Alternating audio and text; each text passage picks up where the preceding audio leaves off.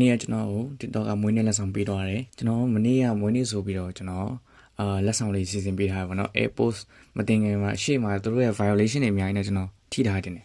အဲ့ဒီရဲ့အချိန်မှာကျွန်တော်ဒီတိုင်းပဲလက်ဆောင်စီစဉ်ပေးရဆိုကျွန်တော်တင်လိုက်တာဗျာအဲ့ဒီရဲ့အခြေအနေမှာဘယ်လိုဖြစ်သွားလဲဆိုတော့ကျွန်တော်ကအဲ့ဟာ2ရက်3ရက်လောက်ဆောင်းလိုက်မယ်ပေါ့ကျွန်တော်တို့လက်ဆောင်ပေးရမယ့်လူတွေရောက်လာမယ့်အချိန်အဲ့အချိန်မှာ TikTok ကကျွန်တော်ဒီနေ့မနေ့ညကျွန်တော်မွေးနေ့ပါတီပါနော်ဒီမနေ့ကျွန်တော်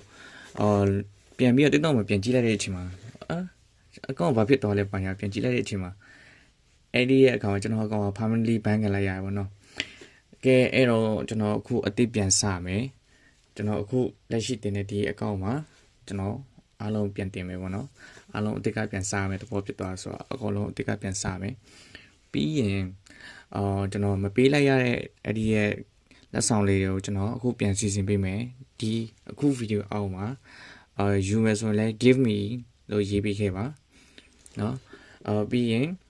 like လေးလည်းပေးတော့ခဲ့ကြပါအောင်ပြီးဒါအကောင့်တစ်လေးဖြစ်တာမို့လို့ one ပြီးလဲ follow ပေးကြပါအောင်ခင်ဗျဟုတ်ကဲ့အားလုံးကျေးဇူးတင်ပါတယ်ကျွန်တော် Owen Back Gaming Store အမေ Owen Back ပါတယ်ခင်ဗျ